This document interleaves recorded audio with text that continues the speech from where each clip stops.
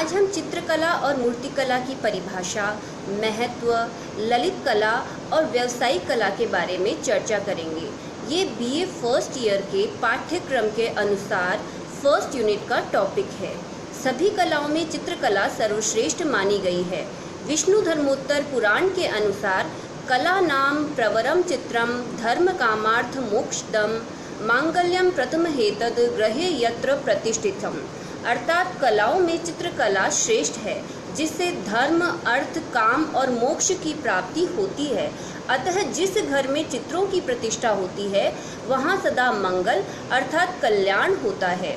चित्रकला एक द्विमीय अर्थात 2 डायमेंशनल कला है। भारत में चित्रकला का एक प्राचीन स्रोत विष्णु धर्मोत्तर पुराण है।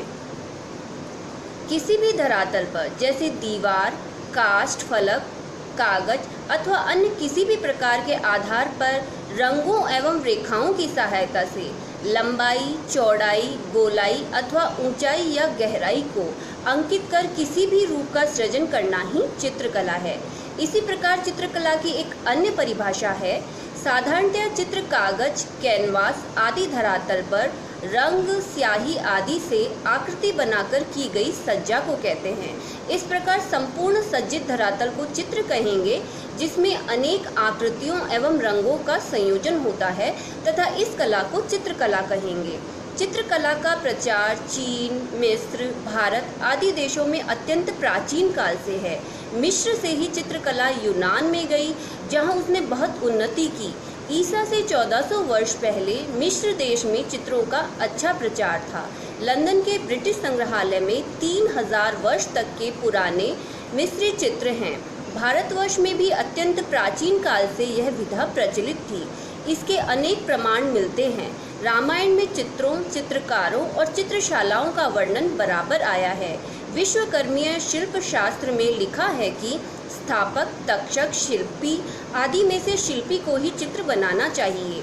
प्राकृतिक दृश्यों को अंकित करने में प्राचीन भारतीय चित्रकार कितने निपुण होते थे, इसका कुछ आभास भवभूति के उत्तर रामचरित के देखने से मिलता है, जिसमें अपने सामने लाए हुए वनवास के चित्रों को देख सीता चकित हो जाती है।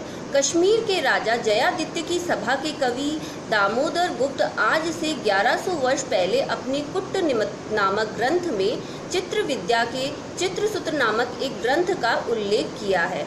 अजंता गुफा के चित्रों में प्राचीन भारतवासियों की चित्र निपुणता देख चकित रह जाना पड़ता है। बड़े बड़े विज्ञ यूरोपियनों ने इन चित्रों की प्रशंसा की है। उन गुफाओं में चित्रों का बनाना ईसा से 200 वर्ष पूर्व से आरंभ हुआ था और 8वीं शताब्दी तक कुछ न कुछ गुफाएं नई खुदती रही। अतः 1500-2000 वर्ष के प्रत्यक्ष प्रमाण तो ये चित्र अवश्य हैं। मूर्तिकला की कुछ परिभाषाएं इस प्रकार दी गई हैं।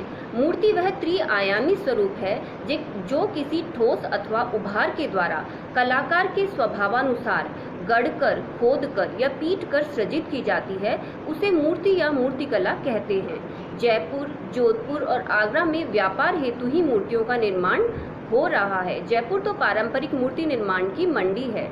शिल्पकला, स्कल्पचर कला का वह रूप है जो त्रिविमीय अर्थात 3 डायमेंशनल होती है। यह कठोर पदार्थ जैसे पत्थर, मृदु पदार्थ, प्लास्टिक मटेरियल एवं प्रकाश आदि से बनाए जा सकते हैं। मूर्तिकला एक अति प्राचीन कला है।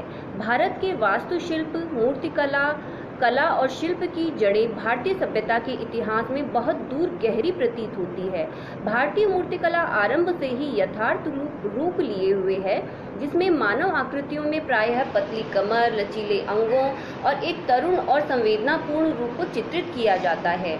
भारतीय मूर्तियों में पेड़ पौधों और जीव जंतुओं से लेकर असंख्य देवी देवताओं को चित्रित किया गया है। भारत की सिंधु घाटी सभ्यता के मोहनजोदड़ो के बड़े बड़े जल कुंड प्राचीन मूर्तिकला का एक श्रेष्ठ उदाहरण है। दक्षिण के मंदिरों जैसे कि कांचीपुरम, मदुरई, श्रीरंगम और रामेश्वरम तथा उत्तर में वाराणसी के मंदिरों की नक्काशी की उस उत्कृष्ट कला के चिर प्रचलित उदाहरण हैं जो भारत में समृद्ध हुई। केवल यही नहीं, मध्य प्रदेश के खजुराहो मंदिर और उड़ीसा के सूर्य मंदिर में इस उत्कृष्ट कला का जीता जागता रूप है। सांची स्तूप की मूर्तिकला भी बहुत भव्य है जो तोरण द्वारों को अलंकृत कर रही है। मामल्लपुरम का मंदिर सारनाथ संग्रहालय के लॉयन कैपिटल, जहां से भारत की सरकारी मोहर का नमूना तैयार किया गया था। महात्मा बुद्ध के जीवन की घटनाओं को चित्रित करने वाली अमरावती और नागार्जुन कोंडा के वास्तुशिल्पीय मूर्तियां इसके अन्य उदाहरण हैं।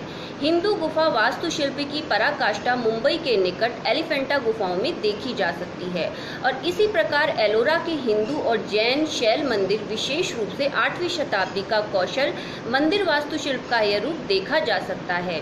इतिहास के कालखंडों के समृद्ध साक्ष्य संकेत करते हैं कि भारतीय शिल्पकला को एक समय पूरे विश्व में उच्चतम स्थान प्राप्त था। अब हम ललित कला और व्यावसायिक कला के बारे में चर्चा करेंगे।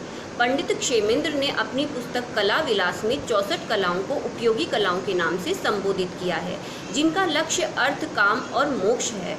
अतः किसी प्रकार के कौशलपूर्ण क्रिया सृजन को कला कहा जा सकता है, जिससे अर्थ, काम और मोक्ष की प्राप्ति संभव हो सके। इसके अधीन ललित और उपयोगी दोनों ही श्रेणी की कलाओं को सम्मिलित किया जा सकता है।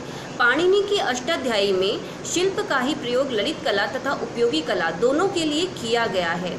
आधुनिक काल में इन सभी शब्दों की सूक्ष्म व्याख्या की गई और अब ललित कला, फाइन आर्ट्स, कला, आर्ट, शिल्प, क्राफ्ट तथा कौशल टेक्निक का अलग अलग कार्य अर्थों में प्रयोग किया जाने लगा और उपयोगी कलाओं को कला का एक अंग माना जाने लगा है। कला शब्द मानव के हर कार्य का पर्यायवाची है। मानव जीवन के समस्त कार्यकलाप, क्रियाएं अथवा जो भी चेष्टाएं हैं, वे सभी कला के अंतर्गत आती हैं। अब ललित कला की कुछ परिभाषाएं इस प्रकार हैं। सौंदर्य या लालित्य के आश्रय से व्यक्त होने वाली कलाएं ललित कला कहलाती हैं, अर्थात वह कला जिसके अभिव्यंजन में सुकुमारता और सौंदर्य की अपेक्षा हो और जिसकी सृष्टि मुख्यतः मनोविनोद के लिए हो, जैसे गीत, संगीत, नृत्य, नाट्य तथा विभिन्न प्रकार की चित्रकलाएं। अपने मन में निहित भावनाओं और विचारों को सुंदरतम ढंग से अभिव्यक्त करना ही ललित कला है। इसमें मनुष्य अपनी अंतर्निहित भावनाओं को शब्द, रंग, ध्वनि इत्यादि किसी भी माध्यम से अभिव्यक्त कर सकता है। प्राचीन समय में यूरोप में ललित कलाओं की संख्या 5 मानी जाती थी: काव्य, संगीत, चित्र, मूर्ति तथा वास्तुकला। इन 5 ललित कलाओं में से काव्य तथा संगीत कलाएं श्रव्य कलाएं हैं, अर्थात कानों को आनंद देने वाली कलाएं हैं, और चित्र, मूर्ति तथा वास्तु कलाएं दृश्य कलाएं हैं, अर्थात नेत्रों को आनंद देने वाली कलाएं हैं। दृश्य कलाओं में भी चित्रकला द्विआयामी कला है, जिसमें लंबाई और चौड़ाई बस ये 2 आयाम होते हैं, तथा तीसरे आयाम गहराई या उभाल या गोलाई का मात्र भ्रम उत्पन्न किया जाता है। तथा मूर्तिकला और वास्तुकला त्रिआयामी कलाएं हैं, जिनमें लंबाई, चौड़ाई और गहराई या उभार ये तीनों आयाम होते हैं। हम उपयोगी कला, जिसे कि व्यावसायिक कला भी कहा जाता है, के बारे में चर्चा करेंगे। इसकी कुछ प्रमुख परिभाषाएं इस प्रकार हैं। उपयोगी कला वह कला है जिसमें बौद्धिकता तथा उपयोगिता होती है। यह कला का एक वर्ग विभाजन है। उपयोगी कला मनुष्य की भौतिक आवश्यकताओं की पूर्ति से जुड़ी हैं। इनमें सौंदर्य होता है, परंतु गौण रूप से। उदाहरण के लिए कुर्सी, चौकी, खाट, कार, बस आदि को सुंदर कलात्मक ढंग से बनाया जाता है, परंतु वह भी उनकी उपयोगिता में वृद्धि को ध्यान में रखकर किया जाता है। व्यावसायिक कला कला का व्यावसायिक रूप है। उदाहरण विज्ञापन कला, कपड़ों की रंगाई छपाई, कढ़ाई, बुनाई, बढ़ई का कार्य, बागवानी, सुनारी, लोहारगिरी, जुलाहे का कार्य इत्यादि। व्यवसाय वही अच्छा होता है जो समाज की मांग के अनुसार चलता है, जिसे कला में मौलिकता होती है तथा जिसे समाज पसंद करता है। वही व्यावसायिक कला प्रगतिशील होती है। इसी प्रकार उपयोगी कला की एक अन्य परिभाषा है कि जिन कलाओं में उपयोगिता पहले होती है, तत्पश्चात उन्हें सुंदर भी बना दिया जाता है, उन्हें उपयोगी या व्यावसायिक कलाएं कहा जाता है। सो फ्रेंड्स, हमारा ये टॉपिक यहीं पर कंप्लीट होता है। आगे भी मैं इस तरह की जानकारी समय समय पर आपको उपलब्ध करवाती रहूँगी। सो प्लीज़ इस YouTube चैनल को ज़रूर से सब्सक्राइब करें। Thank you.